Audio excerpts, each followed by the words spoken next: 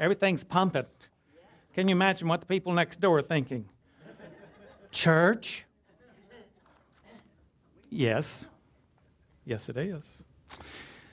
So last month when I was here, I talked about my book. I had sent everything into the printer, and I was looking at the middle of October for it to be out. And a couple of weeks after that, stuff started coming back. You know, if you've never done something, unless somebody is holding your hand and saying, okay, turn left, turn right, do this, do that, you don't know. I sent everything in wrong, the files, you know, because it's email. I don't know what happened to the days of you put your book in a box, you know, and then you go down the street and hand it to somebody.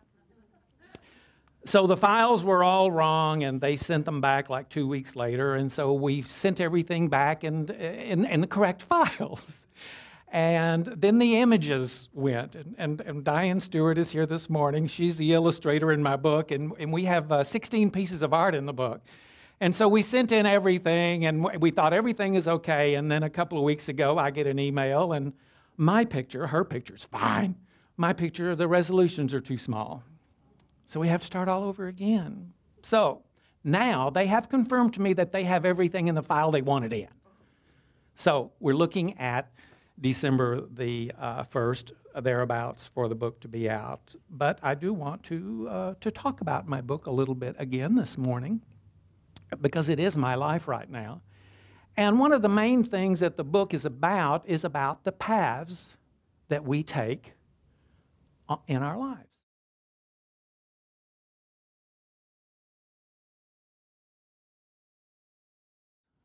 We all take many, many, many, many paths, but we only take one journey.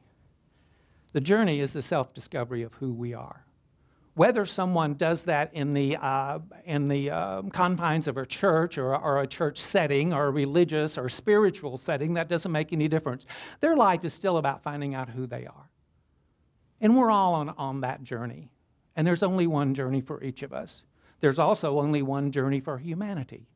Humanity is finding out who it is. And more, with the help of small churches like this and open-minded people like you, more and more people are finding out who they really and truly are. That you weren't born in sin, and that you're not going to whatever that is.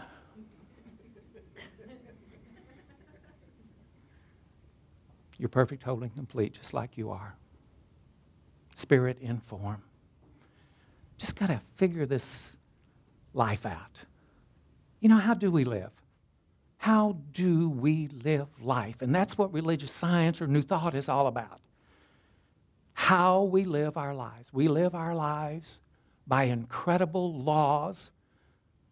We live our lives by the goodness and the absolute abundance and joy that is God right here, right now. Not somewhere off, not somewhere far, far away, but right here, right now, in each and every one of us. When I started my path in religious science, I got confused about what a path was. I thought a path is, okay, you join this church or this group or this setting, and then you take this and you do that and you do, you know. But I found out that a path is much, much more. Yes, we're all on a path. Believe me, you're not here by mistake this morning. You're on a path, whether you realize it or not. You've been on a journey all of your life, but now you're on a path. You're on a path to complete something, to do something, to learn about something, to experience something. And there's something inside you that wants to experience all of that. And that's what paths are all about. For me, the paths are about all the doing in our lives. The journey is about who's doing it. I've done, as far as my path, my main path, of course, is religious science, being a minister, teaching what we teach, But I've had all these incredible, wonderful paths along the way, singing bowls, prayer beads, meditation circles. You know, a path does not have to be something that's numbered and on a calendar. A path can be something that you can do in an afternoon. Just set intent. Today, this afternoon, I'm going to be at peace. That's a path. Today, or next week, or an entire week, you can do this or that. It doesn't really matter. There are so many things you can do, and you can experience God anywhere because God is everywhere. I have had experiences standing in the lines of grocery stores because my intent was right.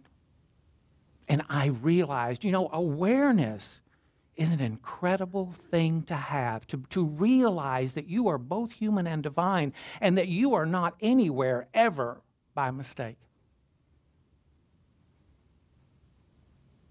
The deal is, what is there for you?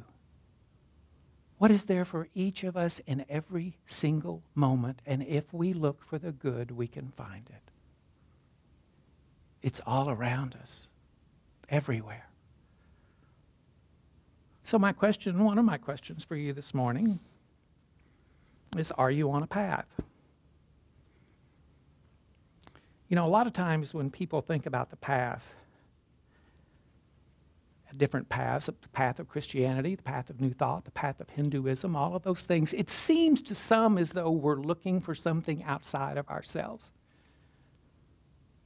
And it's not. Rumi says it best. You wander from room to room looking for the diamond necklace that is already around your neck. Everything is within you and about you, just like Dorothy, Wizard of Oz, Toto, the Yellow Brick Road. Everything is already with us to take us home. We just have to recognize it and be aware of it. In my book, I asked 10 questions for people to consider whether they know if they're on a path or not, or have unconsciously begun a path. You see, that was my thing. I unconsciously began one. Talk about right time, right place. One Sunday afternoon, I just walked into a bookstore and stood in the aisle and said, God changed my life, and I reached over and picked up The Science of Mind by Ernest Holmes. I didn't look at another book that day because I knew, or something in me knew, that that book would answer my plea. So here's some questions. Do you have synchronistic or unexplainable experiences? Do you find yourself daydreaming? Are you drawn to ask questions and have an overpowering desire to know? Do you sometimes have an uncommon sense of love or compassion? Do you sometimes cry or get emotional for no reasons? Do you think about changing the world? Do you find yourself being the observer? Do you think about God? Do you think about prayer and meditation even though you may not do anything about them? The reason I came up with these 10 questions is because some of these things I had myself, and then over the years of teaching foundation classes, when people were coming for the very first time to our classes to understand their lives and how they lived their lives, they would ask me, Robert, why do I cry all the time? You're healing. You're healing, and you're helping to heal the world when you do. You'll help healing the world simply by learning about yourself. There is only one mind, and we're all connected to it. And everybody that rises above also draws others with them. I remember when I started my path, I would cry during Jif peanut butter commercials.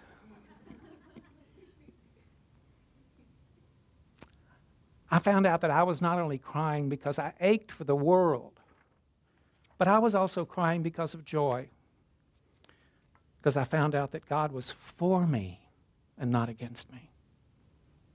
I found that my life was ruled by a set of laws which I basically control, because I'm the only one that can put into law the things that I put in. No one else can do it but me.